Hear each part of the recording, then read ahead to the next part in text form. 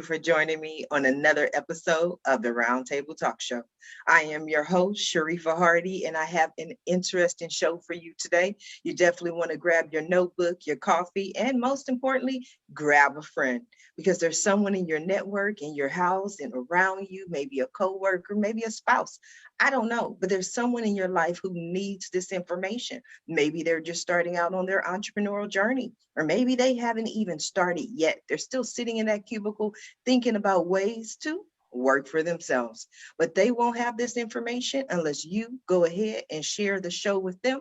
And like I always say, friends don't let friends miss out on the Roundtable Talk Show. So go ahead and share that show. And just to let you know, the Roundtable Talk Show is brought to you today by the Real Estate Playbook, a 100% educational workshop presented by real estate instructor Deborah Spence, with a simple promise to help you develop a clear plan to sell more homes and earn a consistent income selling real estate.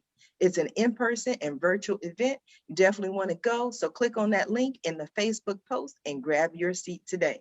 And while you're sharing the show and ordering your tickets and you're doing your work, I'm going to go ahead and do my job and introduce our very first guest. And our first guest is Eric Twiggs. Eric is a founding partner and president of the What Now movement. His mission is to build high-performing entrepreneurs, authors, and career professionals who are prepared for life's unexpected curveballs. He is author of The Discipline of Now, 12 Practical Principles to Overcome Procrastination. Good morning, Eric. How are you? Fantastic. Thank you for that awesome introduction. Absolutely, absolutely. I thought it was so wonderful. And that at the end, when it's talked about procrastination, I was like, I'm a procrastinator, and I probably wouldn't get around to reading the book. It's probably an excellent book, but I'm like, I don't know. But Eric, tell us who you are, what you do, what you're passionate about. Yes, so I am your procrastination prevention partner. Okay. I'm the author of The Discipline of Now, and I'm the host of the 30-Minute Hour podcast. And I help entrepreneurs and executive leaders to ditch their excuses, to beat procrastination so they can make more money, get more done, and feel more confident. Okay, so it's the 30-minute hour. Yes, the podcast is the 30-minute hour. I'm confused. So that's great question. We get that question all the time. So I'm the host. My co-host is Ted Fells. And we came up with the name because we're not your everyday podcast, right? So normally our episodes last for an hour, but it only feels like 30 minutes because you're having such a great time. I mean, we keep it funny and we crack jokes on each other, but we leave our followers with nuggets that they can implement in their business and their lives. I like that. At least you had an explanation, because, sometimes people don't. I'm like, okay, 30 minutes, an hour. I'm confused. It's Friday morning. I'm easily confused, but that made sense to me. Okay, so give us a couple of nuggets, Eric. We need to learn from you. What are some nuggets? So the biggest thing is, I talk about overcoming procrastination. Mm-hmm. And I talk to people all the time that say, oh, I procrastinate on everything, Eric. You just don't understand. I always procrastinate. That's not true. Like I've yet to meet anybody that just procrastinates all the time. The key to overcoming procrastination is awareness, right? And so my book, The Discipline of Now, it helps people to become aware of when they're procrastinating and why they're procrastinating and what they can do about it. So for example, like the root cause of most procrastination, just about all procrastination, is discomfort. Right? There's something that you're not comfortable with. It could be as simple as you don't like doing the task, right? I just don't like doing it. I'll avoid it if I can. Or it could be I'm uncomfortable because I'm going to get criticized possibly if I do this. Or I don't know what this will mean for my career. So the key is read the book, The Discipline of Now. It'll heighten your awareness to the things that trigger you to procrastinate. Discomfort. I was thinking about that because I honestly am a procrastinator. And that's really because usually, especially if I have somewhere to go, I'll procrastinate. And then I just won't go. But the root is I just really never wanted to go at all anyway. So that's my way, I guess, of avoiding it. I'm trying to think about a business. In business, I'm always like, go, go, go, go. It's usually I see more procrastination in my personal life. Is that typical? Yeah, so it's all about the context. And that goes back to what I said at the beginning. You know, I know people who, when it comes to things at home with their family, they're on point. I mean, they are early. But when it comes to work, they find themselves procrastinating. And it could be one of the key things is you can lack clarity. And when you're unclear, it's like I always say, people don't do what they don't understand, right? So if you're not clear and you feel like you don't have things mapped out, it's easier so what happens, you start to feel anxiety, right? And you're unsure. So it's much easier to surf Facebook to relieve some of that pressure, or to start organizing your desk, because now it helps you to feel like you're in control again. So again, it goes back to being aware of those things that trigger you to procrastinate. And that way you can overcome it. Yes, I have to figure out how to overcome it. But Eric, I am going to come back to you. I want to go ahead and introduce our next guest, the lovely Miss Rebecca.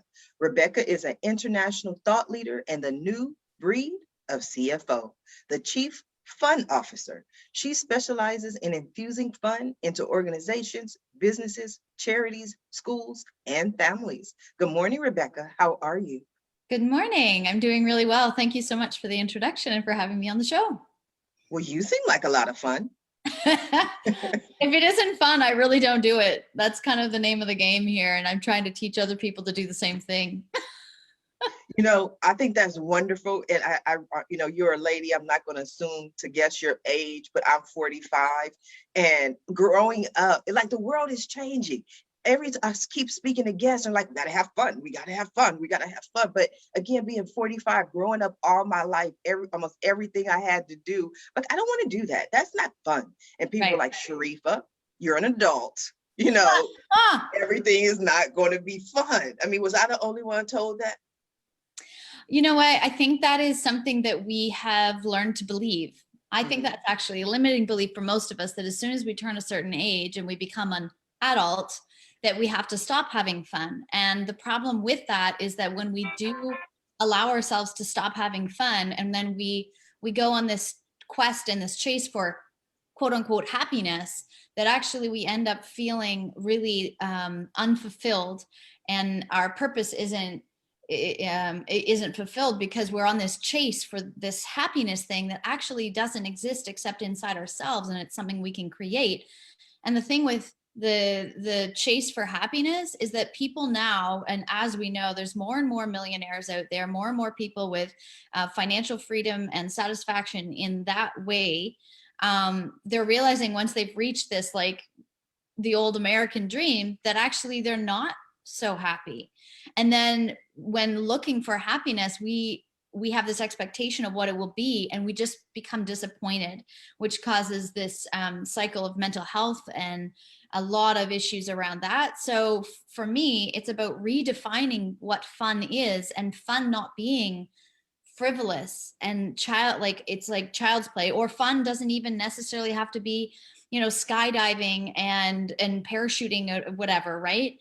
It can be having a more a rich conversation with your teenager.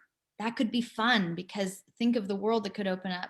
It could be self-improvement. It could be gifting your entire company with really unique little things to make them feel like they have purpose and like they are part of a team or a family in your company. So this is kind of what I do is, yes, it's fun and I have fun doing it.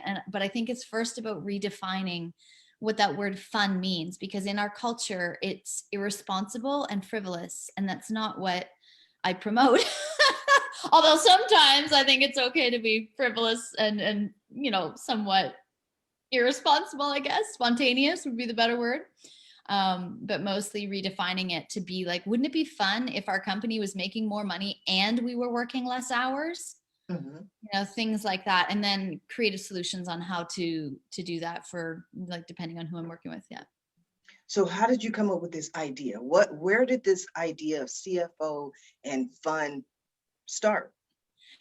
Well, I think it's very much how I've been living my entire life. And it wasn't, I mean, it fits so well. I've been a serial entrepreneur for years and always coming up with new business ideas and following them through and always saying yes to really random opportunities that came up because it would be fun.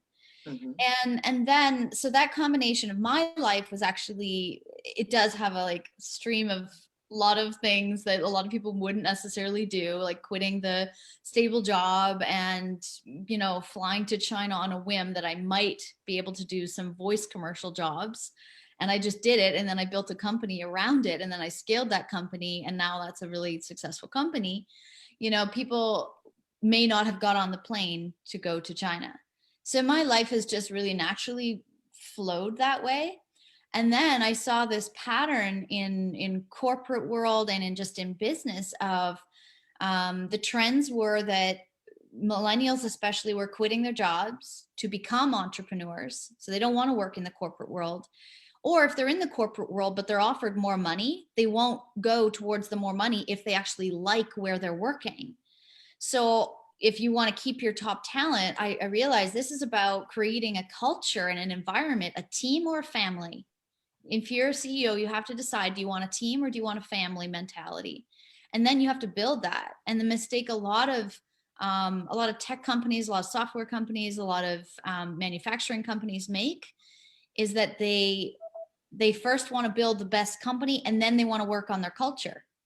When really it's the opposite way. If we work on the culture and we create a space that's going to be positive and like incredible for just even one person, then it will be incredible for all of them as we build that slowly. And then you retain your talent. You keep the people that are, you know, amazing at their jobs just because they're happy being there and they're having fun, you know, and you start having a lot more conversations. So I guess it was me seeing the trends, to go back to your question. Like I first realized my life was naturally like this. And then the trends of these people who are quitting and becoming entrepreneurs or thinking they're going to become the next YouTube sensation. And we can't just all quit corporate. We can't just all stop everything and become an entrepreneur, because 90% of those people are going to not have success there. And they're just going to feel more failure and end up back in their workplace. So getting to the core problem, which was the like bigger corporations and companies and industries, how they're running and how can we change that, especially since the pandemic. What can we change to create environments that are healthy and fun for people to go to so that they stay? Absolutely. Eric, what did you think? What were your thoughts on what Rebecca had to say? No, I think it's really interesting. And I think when you're talking about happiness, because I run into people in my work that they're looking for this end destination. And they say, okay, well, once I achieve this certain level of money, oh yeah, then I'm going to be happy. But I think the key is that you have to realize that you're happy now. I mean, you're great now. You know, you really have to appreciate the things that are in your life now and not look for some end destination. So when I'm working with people, because one of the key things, even that stop people from procrastinating or help people overcome procrastination, is your attitude and your mindset. So you have to even focus on things, focus on something that 10 years ago you were wishing for, you were praying for, you were hoping for, you wrote it down that you wanted it, and you have it now. Everybody has that example of that thing that they really wanted that they have now, and really focus on that and feel the gratitude. Yeah. And then when you're always operating in a state of gratitude, you're not looking for some future event to add to your life. You already have it. You're already whole already. So no, I think what she was bringing up is really critical. Yes, yeah, and you can create it. The thing is, and I think one of the most valuable lessons I've been learning is that we have the power within ourselves to create that space where we're feeling happy. And what we've done is we've just not taken responsibility for that in the past. You know, it's so-and-so's fault. It's the pandemic. It's, you know, my mother-in-law, it's this, all these things that are coming at me and causing all this stress and grief and anxiety. But actually the harder thing is to take responsibility for that and go, oh, this is actually a reflection of me. It's me here that has a choice on how to respond to my outside circumstances and what I'm seeing.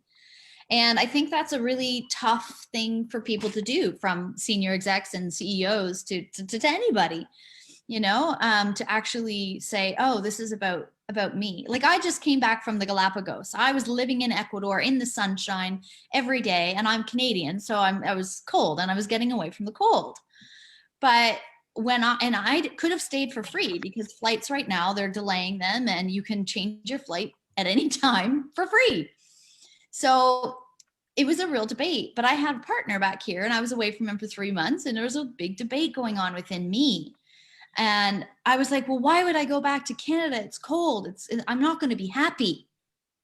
And again, like Eric, I caught myself in that. And I said, wait a second. Your happiness is not dependent on the climate. Your happiness is not dependent on how free you feel. Your happiness is not dependent on any of these outside circumstances. Your happiness is created within yourself. Now, can I find something fun in going back to my country? Oh, yeah, it's going to be fun. We can go kayaking. I love kayaking. It's like you said, go back to the thing 10 years ago that you found that you were dreaming about, and now you have it in your life. You could do the same thing in the way of, like, think back to when you were a child. What did you find fun? Was it skipping? Was it, playing catch with your friends? Oh my goodness, maybe you could try doing that with your child, or infusing your life again with those things that you always dreamed. Maybe you always want to learn guitar. Well, maybe even amidst your corporate job, maybe you could start taking guitar lessons online if you have to. But it's our attitude and our perspective that will determine how we feel in that environment. So I just started looking at it completely different. The universe gave me a sign and said, you can go home, like, you're good. And I feel fine. And it doesn't matter that it is sunny, but it's cold out there. But I'm like, it doesn't matter, because this is my choice of finding this happiness and the joy in my everyday. And that is a lot of the work that we need to do, for sure. I agree. I agree. What's interesting to me is you brought to mind the expression, your attitude determines your altitude. And so, but just listening to you speak, usually what happens in someone's life is there's some event that occurs, some tragedy, for me, my journey started mostly with just being a single mom, wanted to be a stay-at-home mom. 8 layoffs later, I had to be an entrepreneur. But there's usually some event that triggers where you're like, you know what?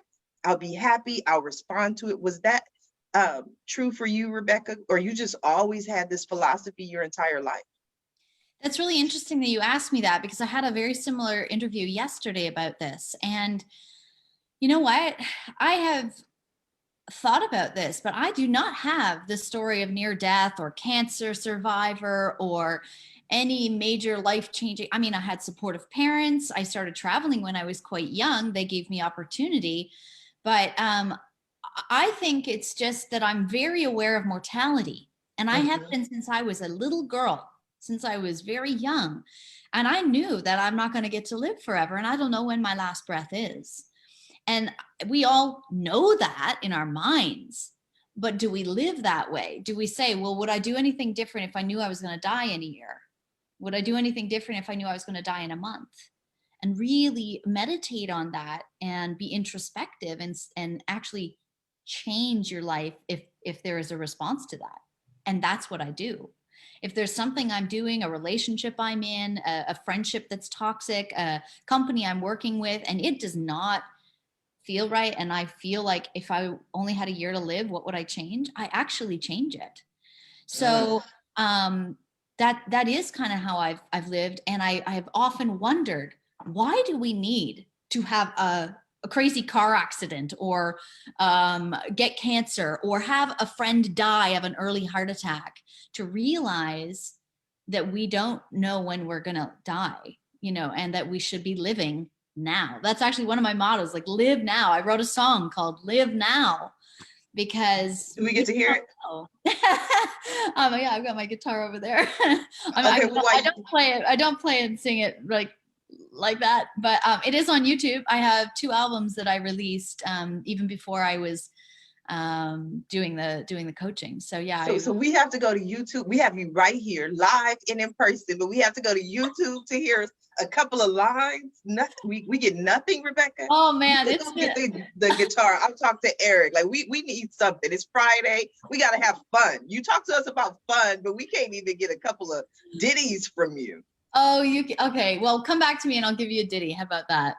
Absolutely. Eric, you want to hear this song or is it just me? Absolutely.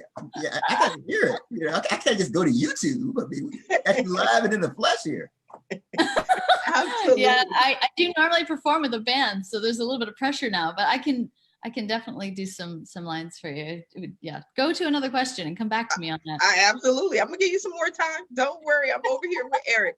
Now, one of the questions that I asked Rebecca, and I always ask this to serial entrepreneurs, again, were you always this way? Did something happen? Did something occur? You know, or as an entrepreneur, it's our parents. We look up to them and that's how we become the little kid who mows lawns or the little person with the lemonade stand. Was that true for you? Was that your experience? No, so for me, it all started in college. It was my senior year. I'm at Hampton University and I'm having this conversation with my friend Donnell. Now I have to confess, like he and I were a little different. He was all about his purpose and I was all about the party. And he would give me a hard time. He would just, man, you got to get it together, figure out what you want to do. And I'm like, man, loosen up. We have plenty of time for all that. Are you coming to the frat party with me or not? And so several weeks go by and I don't hear from him. But then I get a phone call from his mother informing me of the fact that he was tragically killed in a car accident. Oh, wow. That was what Rebecca was saying. It changed everything for me. It sent me a message. It said that maybe I don't have the time that I think to do those things that I want to do.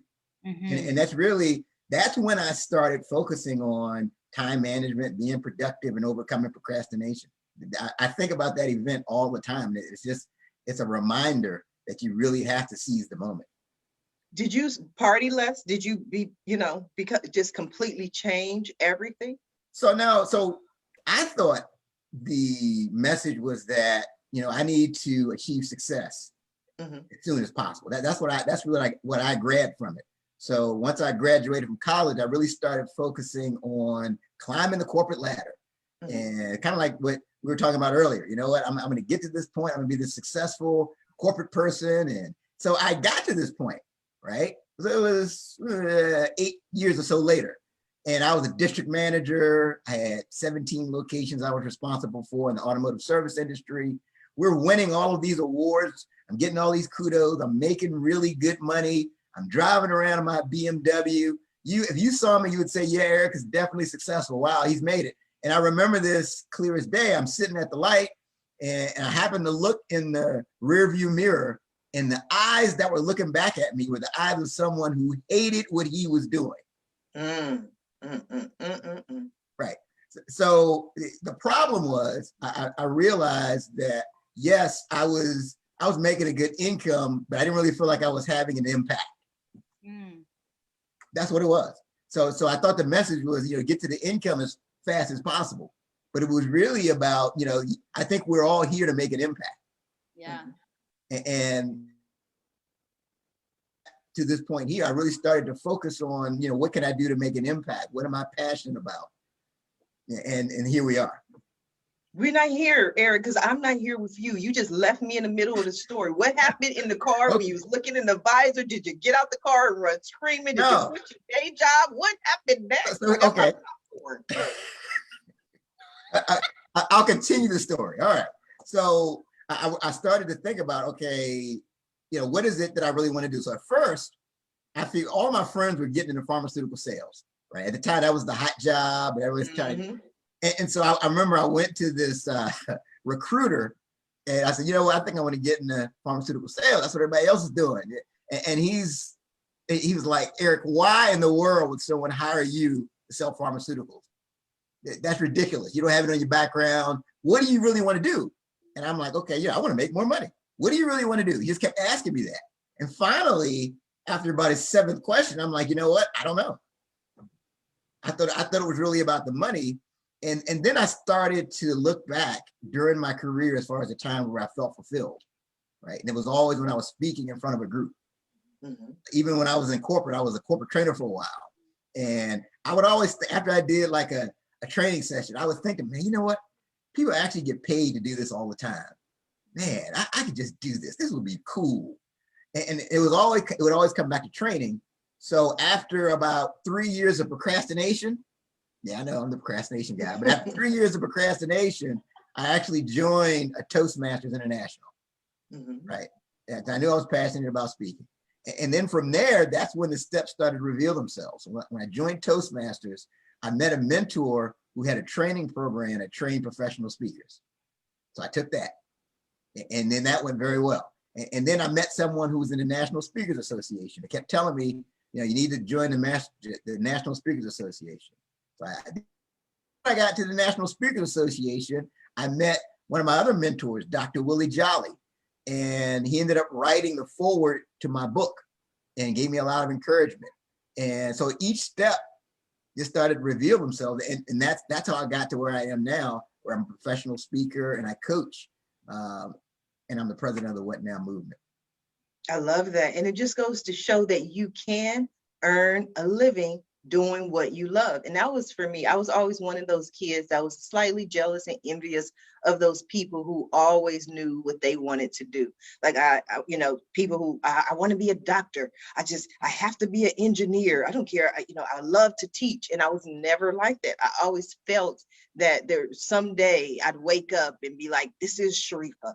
And one day that day came, but I realized and looked back and I had been doing it all my life. And I was talking, speaking. I love to talk. I was that child that, I'm surprised my mom still has hair because she probably wanted to pull it all out. Because I was like, Mom, why, Mom? Why? Why that man don't have no hair? Why that lady hair look like that? What color is that? And like the people are right here. And my mom was like, if this child does not just stop talking and stop asking questions. But that was always me. And we always feel like, okay, what is my talent? What is my gift? But it's usually something you've been doing all of your life, something you love, something you enjoy. Like you mentioned training. I was a trainer as well. I love training. I love that light bulb moment when other people go, I get it.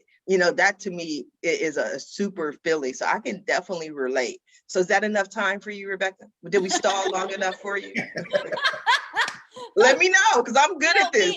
Typically you have to leave a teaser, right? So that people keep watching and then they can know, oh, she's going to sing. She's going to sing.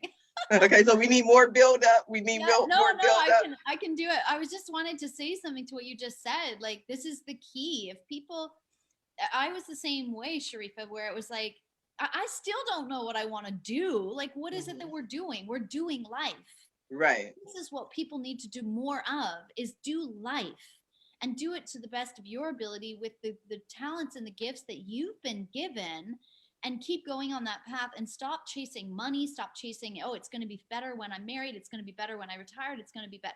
It's not getting any better, people. It's not. It's only going to get better inside of us, and then everything will look different.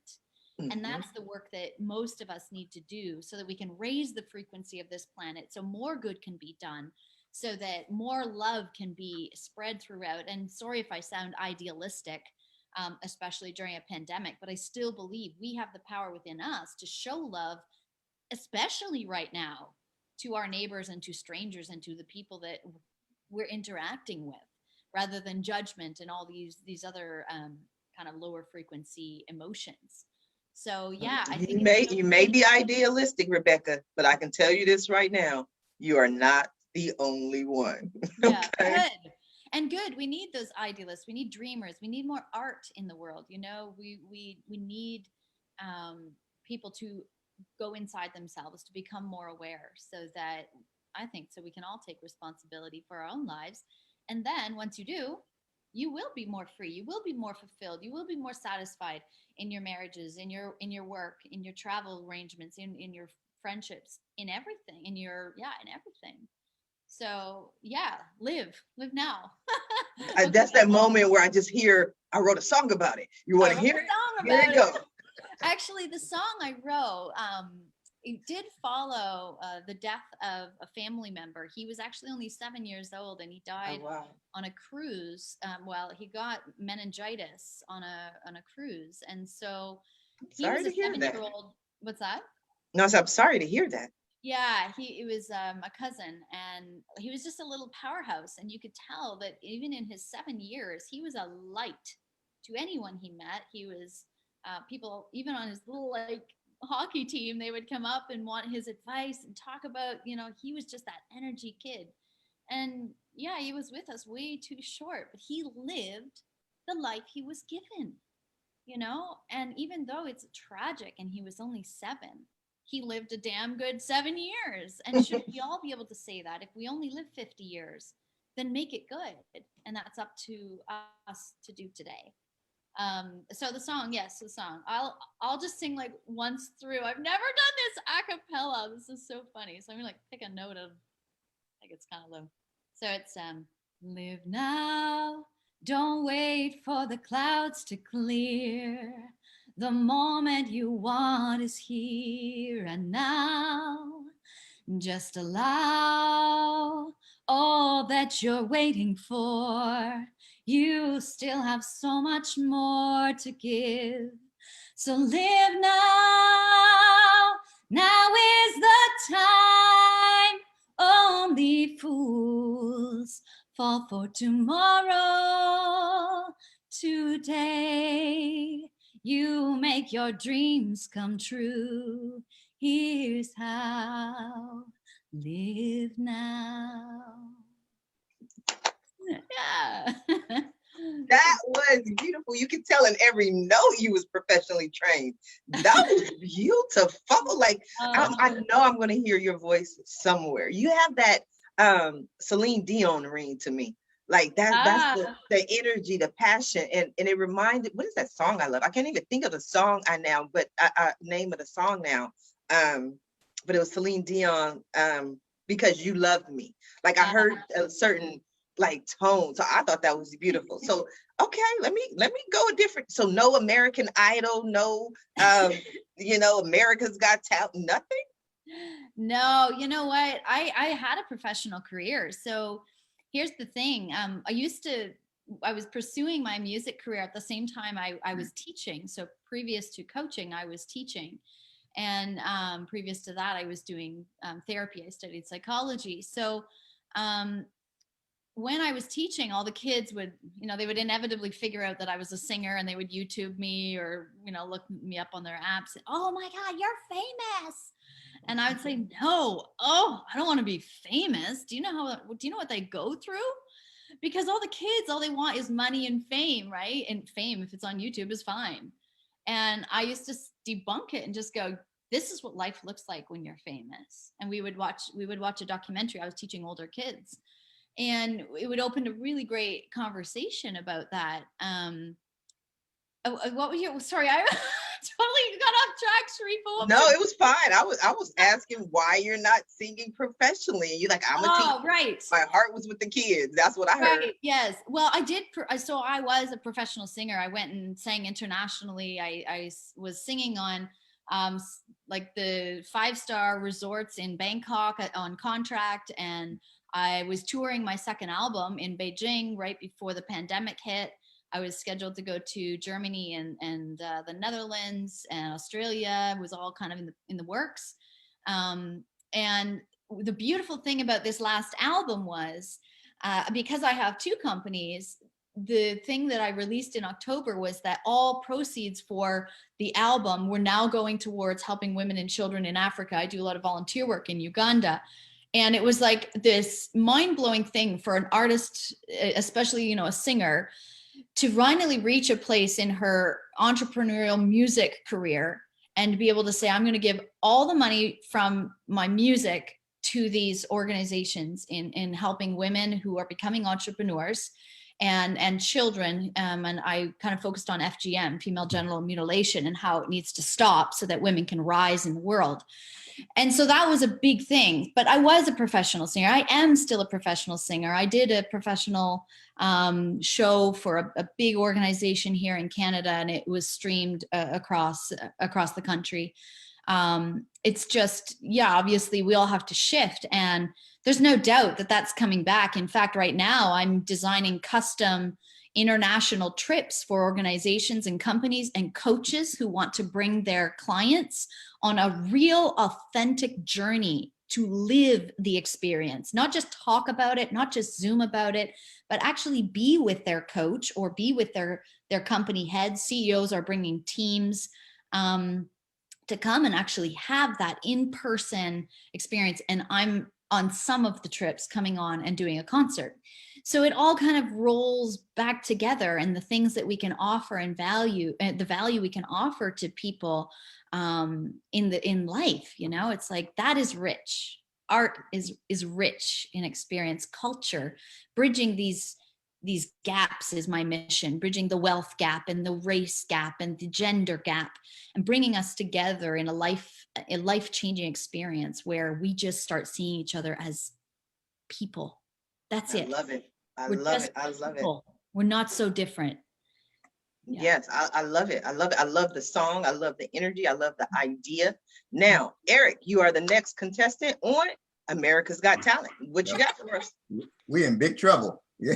You got some kind of talent. You got. I need a poem, a haiku, a rap, something. I need something. You got some talent. I vote rap. I vote a rap. Oh, God. Yeah, well, it's definitely not singing. If I were to start singing, you would never invite me back. You got to juggle. You got to juggle. I need a joke. I need something, Eric. It's Friday. We having fun. Right. We're the CFOs of our life now, Eric. You got some. Everybody has a talent. What's your talent? We need something today. Tell me a story. I'll tell you a story. Let's see. He's like, I don't have a story. I don't have a joke. You know what, Eric? I'm gonna do you like Rebecca. I'm gonna come back to you. Okay. I'm gonna give you 5, 10, maybe 5 minutes. Okay. I need some kind of talent. I need you to over there. Maybe Sharifa, what's your talent? You gotta have, what did you do when you were a little girl that you loved? Or what do you love doing now? I love to talk. That's my talent. That's my gift. I tell people I was blessed with the gift of gab and the gift of manifestation, which means I can talk you out of your money. Those are my gifts. That's what I got for you. I like to sing. I like to listen to music. Music helps me shift my moods, but I would never, ever sing, especially not after Rebecca. No, that would never, ever, ever happen. So here's my talent. I recite poetry, right? That's good. That qualifies. So here's one of my favorite poems that really sends the message and really makes you think about how you're spending your time. It's called God's Minute, and it was written by Dr. Benjamin E. Mays. I have only just a minute, only 60 seconds in it. Forced upon me, can't refuse it, didn't seek it, didn't choose it, but it's up to me to use it. I'm a suffer if I lose it, give account if I abuse it. Just a tiny little minute, but eternity is in it. Oh, I love that. That is a life changer. If you take those words into account, I think that's very powerful. See, I prove my point. Everyone has a talent. You have some type of gift, especially coming from people. For people who procrastinate, they need to keep that in mind. Yeah, absolutely. Wow, that was powerful. I'm having fun today. Now my creative wheels are spinning. So no more ideas. I'll be nice to you guys. But really, do you have a podcast, Rebecca? I don't have a podcast. I was doing my own show before I took a 3-month hiatus from mostly all things business. I mean, an entrepreneur never really stops, but I did take 3 months, and I was living in Ecuador and the Galapagos and exploring there.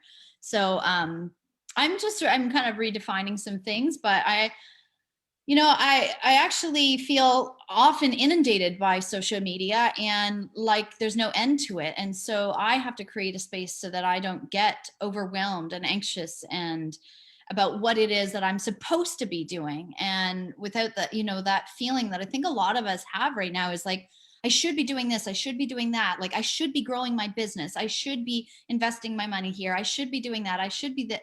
And it's like, stop shitting all over yourself, because shoulding isn't going to get you anywhere. What do you feel? And I do go into the body a lot, and I do some healing work, and it's like, what can we feel within our body, and what is it telling us, instead of being driven by all the different areas where, yes, we could be on Instagram and all these different networks and all those different places to speak and get heard.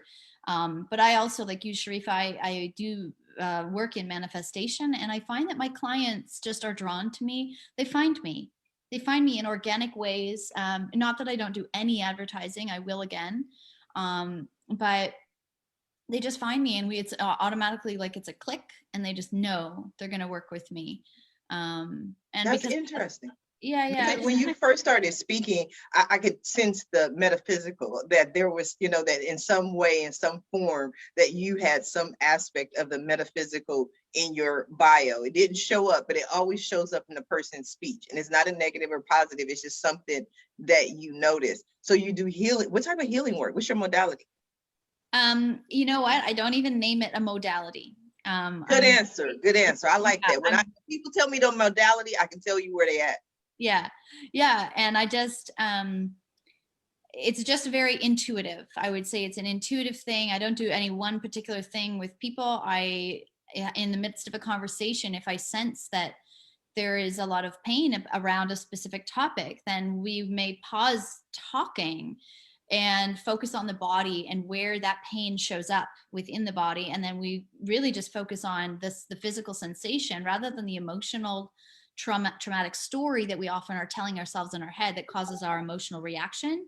So for example, when somebody's crying a lot, it's often that they're in their head. They're in the story of what they believe to be true, or what they believe they were told, and over and over and over, you're not good enough, you're not good enough, you're not good enough, or whatever that story is. We stay there, and that causes this emotional reaction, which is not a bad thing. But when we get out of the head and into the body, where am I feeling this? Oh, there's like a tension in my chest, or I feel this in my head. It's often true. Even with entrepreneurs, it's like, I don't know if I'm going to make enough money. I just want money. Or I don't know how much to charge for my packages because I think they should be this much, but I'm scared to ask that much. Nobody's going to pay. Okay. So I work with people on that kind of a mental shift between why do you believe that? And let's get to the root of that. And where is it sitting in your body? And let's heal that. And once those parts become healed, it's amazing that the world opens up, opportunities open up, people start throwing money at you, and you love your work, and you're having more fun.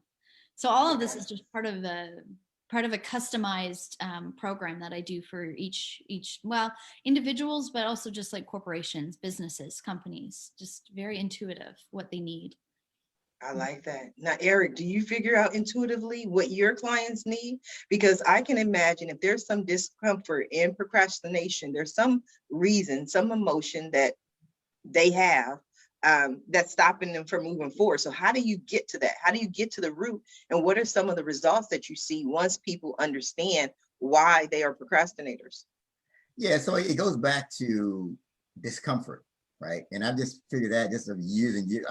Over 28,000 plus coaching sessions I've had with entrepreneurs and executive leaders. A lot of times they'll say that they're going to do something. It could be something like, you know what, I'm going to finalize my estate planning. And then when we talk the next week, I haven't gotten around to it. And just intuitively, I know there's something else there, right? It's, okay, what are you afraid of? And it sounds like it's out of left field, but then they'll get quiet for a minute.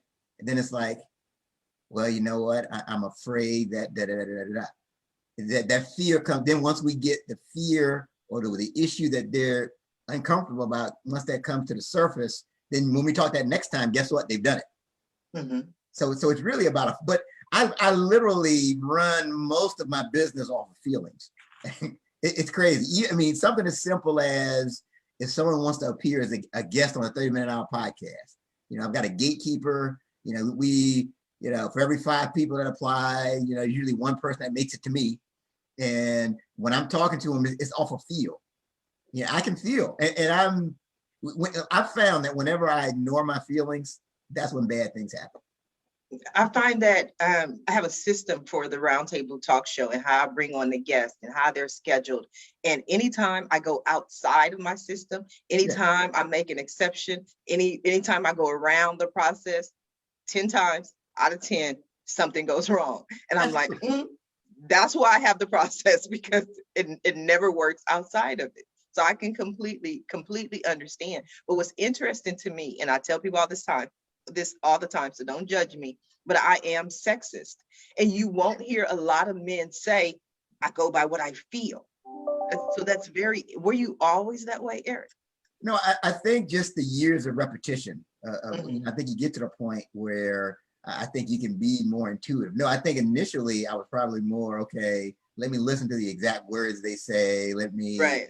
But I just think so what happens too is I think you get to a certain point where time is more of an issue.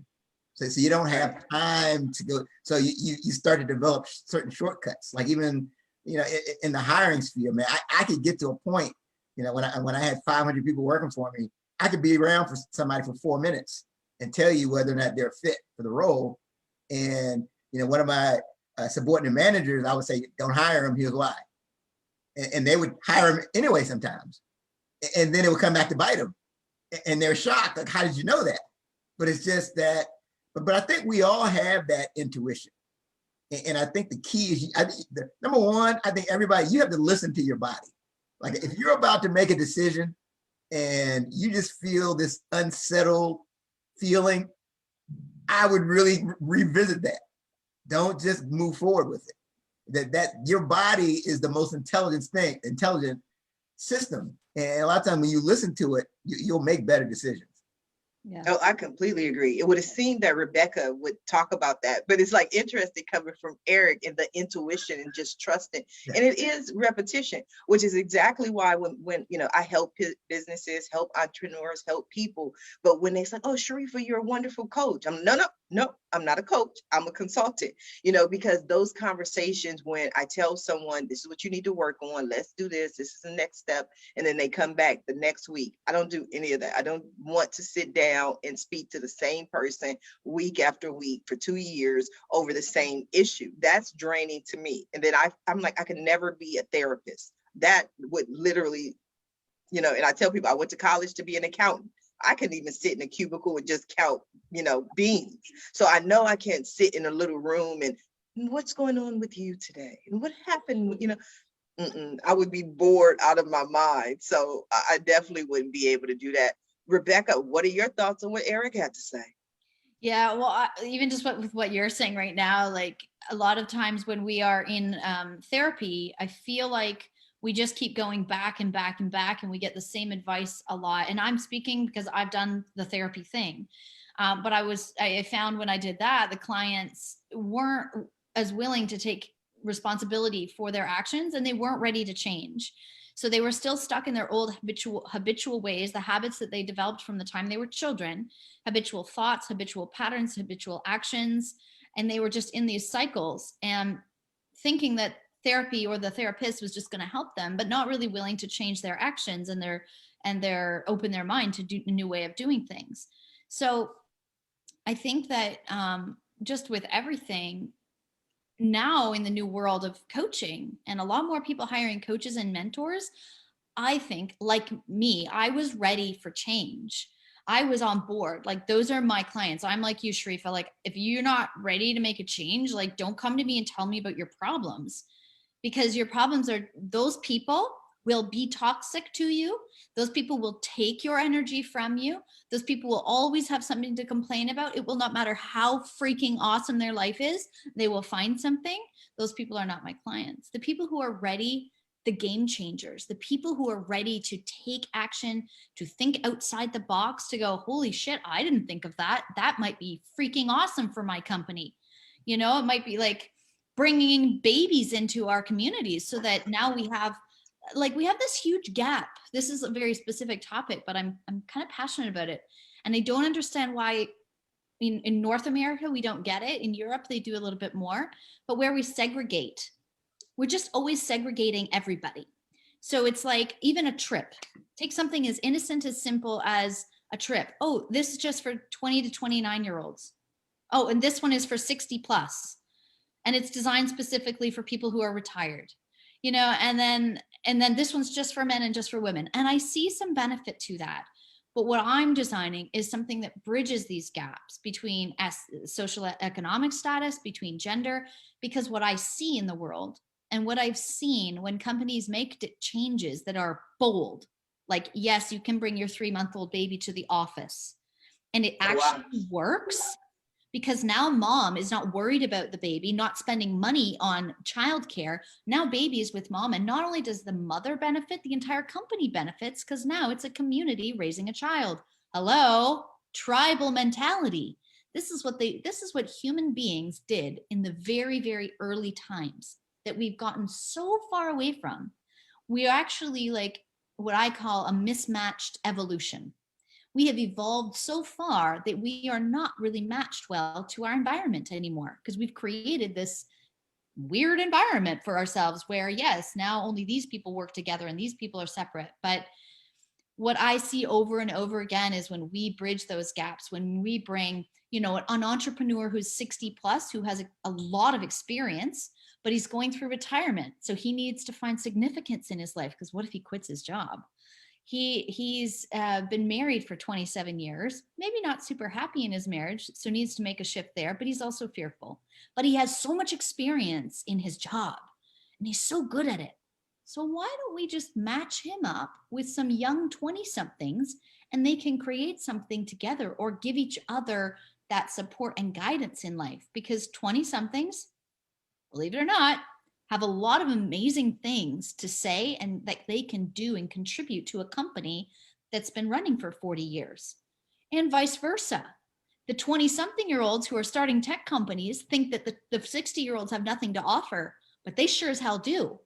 So it's time for us to start recognizing that we don't have to do this alone, and that there is knowledge in all age and all genders, in all races, in all cultures and ethnicities and everything. And we could just learn from each other. You know? I hear you. I agree. I mean, that's what the Roundtable Talk Show is based on, is the conversation. And that's why I love it being organic and not knowing where it's going to go. That's how you learn. Everything doesn't have to be so scripted, but there was gold in something you said, Rebecca, when you said, those are not my people. And I think that is so healthy for entrepreneurs and small business owners, especially entrepreneurs. We feel like we have to get every client, and every client has to work with this, and every customer, but you really have to learn those people may not be my people. And one of the lessons in freedom that I have as a small business owner, and I teach people, it's just the simple phrase of saying, well, maybe we're not a great fit. Just understanding that everyone is not going to be a great fit with you and your services, and it's freeing so that you can work with the people who are a great fit for your company. Eric, I would love to hear your thoughts. Oh, I agree. I think you have to be careful, because some people, they'll drain the life out of you if it's, especially in the coaching space. And for me, the person has to be coachable, right? That's one of the things I really look for from the beginning. Like that, like I have people who, if you looked at them, that they're not that experienced, they didn't graduate from the Ivy League school, but I guarantee you, if we say we're going to do A, B, and C, when we talk the next time, they've either done A, B, or C, or they're calling me with questions about A, B, and C. And right. That type of person has gotten farther than the person that has the great resume and background, but thinks that they can build a bigger mousetrap, a better mousetrap. So for me, you have to be coachable for me to want to work with you. And then I really don't like the victim mindset mentality either. And if it's something I feel like we can't get past, or that the person is unwilling to get past, it's not going to work. Because I think there's a certain level of ownership you got to take. But I know I think that's a key lesson. And I think down the road, you'll be much better off if you recognize that some people they just aren't your customers. Yes, it's just not a great fit. And now I was interested when you said the ABC aspect, that brought me into the victim mentality. Because for me, someone with the victim mentality is, you have a session with them. Like I said, I don't do sessions, but for the people who do, and when I first started, I thought I would, but I'm like, no. But you give them A, B, and C, and then they come back the next session and they have a very valid reason on why they were unable to do A, what happened to B, and then how they didn't get a chance to get to C. And I'm like, no, this coaching thing is not for, like, you didn't do A. Okay, come on, I give you C. You know what I mean? Like, life happens, right? But A and B, like nothing, you did nothing. But then they want to sit in a session and tell you what happened in life that stopped them from completing A, B, and C. So guess what? Those people are not your people. It's just not a great fit. Accept it and cut your losses early on and find the people that are a great fit for you. This has been a great show. I loved it. We are coming down to the last few minutes of the show. And what I love to do at the end of every show is just simply allow my guests the opportunity to speak directly to the audience, to everyone who is watching this show live, as well as everyone who is watching it in the archives, and let them know what you want them to take away from your appearance here today. And we're going to start with you, Eric. So there's one thing you want to take away is this. I talk about overcoming procrastination, becoming more productive. If you take this away, you can make more money, get more done, and feel more confident. Here it is. You can't allow perfect to become the enemy of progress. It doesn't have to be perfect. The key thing to focus on is the next step. And quite often, when you take that next step and you ask yourself, what's the next thing I can do? What's the next step? The other steps start to reveal themselves. And before you know it, you're where you want to be. So that's my lesson. Don't allow perfect to become the enemy of progress. And if people want to work with you, where can they find you? Well, you can go to thedisciplineofnow.com. And that's you'll see all my information there. You can pick up a copy of my book, The Discipline of Now, 12 Practical Principles to Overcome Procrastination. And then really quick, you can also meet me in the What Now Movement Facebook group. That's where you can meet me. You can interact with me directly. We've got a community right now, up to 1,600 entrepreneurs and executive leaders. You can connect with me right there. I'll be on, okay, say it again, because I just that fast, I forgot it. What's happening now? It's the What Now Movement. All you have to do. The What Now Movement. Okay. Go to the What Now Movement, click the join button, and every day we've got some type of content that comes out from somebody to help you to pivot instead of saying, oh, I'm going to wait until things get better with this pandemic. You'll be inspired to keep moving, not procrastinate, and to pivot towards your next step. Okay, got 3 minutes before I can go to the What Now Movement on Facebook, but I'm gonna join and see what's going on in there and what you up to, Eric. Thank you very much. Rebecca, what do you have for us? We have a couple of minutes left of the show. I just want to say thanks for having me on, Sharifa, and to anybody out there who's wondering what that next step might be, I encourage you to take that next step into fun. Do something you're going to enjoy, especially right now, because it's been a tough year. And if you're not where you think you should be in your business, be gentle with yourself, be kind to yourself, because when you do that, and when you start to have fun in your own life, that's what you will attract. And to what Sharifa was saying before, when you're focusing on all the things that are happening that are negative, whatever you focus on will grow and expand. So focus on something you might enjoy. Focus on where you want to put your energy and your time.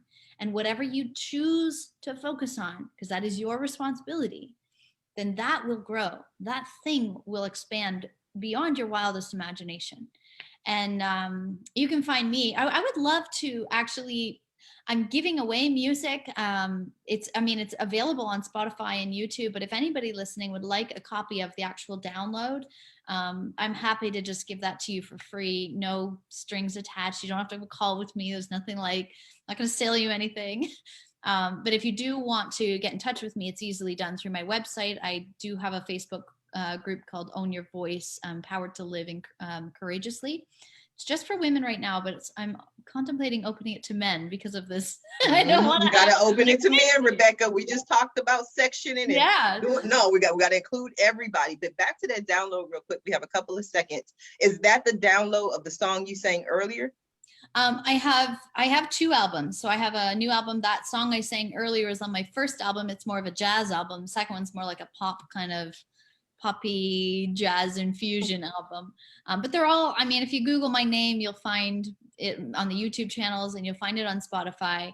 But if anyone does want the actual download, I'm happy to just send that to you anytime. Well, send it to me. I love that song. I want to listen to it. I want to be riding and singing and remind myself of how wonderful life is right now at the moment, and not procrastinate to sometime in the future when I'm going to be happy. I am happy now, and I'm happy that we had an amazing show. I want to thank you both for being guests on today's episode of the Roundtable Talk Show. And I especially want to thank everyone who tuned in to watch the show live, as well as everyone who is watching it in the archives. Just because you didn't catch the show live doesn't mean you're not important, and it doesn't mean we still do not need your support, because I do. Please go ahead and share the show, but I always ask, please don't just watch the show.